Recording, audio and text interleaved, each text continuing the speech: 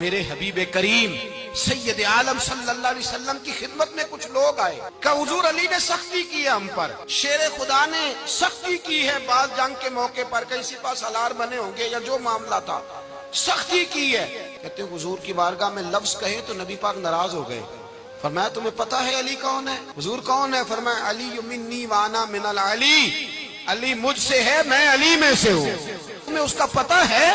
میرے حبیب پاک سید عالم صلی اللہ علیہ وسلم نے بڑا پیار، حضرت علی بیٹھے تھے، حضرت ابو بکر صدیق آ گئے تو دیکھ کے مسکرانے لگے، تو مولا علی شیر خدا کہنے لگے ابو بکر ہنستے کیوں ہو؟ کہا حضور نے فرمایا تھا قیامت کے دن علی جنت کی ٹکٹیں تقسیم کرے گا۔ کہنے لگے لگتا ہے حضور نے تمہیں پوری بات نہیں بتائی۔ تو ابو بکر کہنے لگے پوری بات کیا ہے؟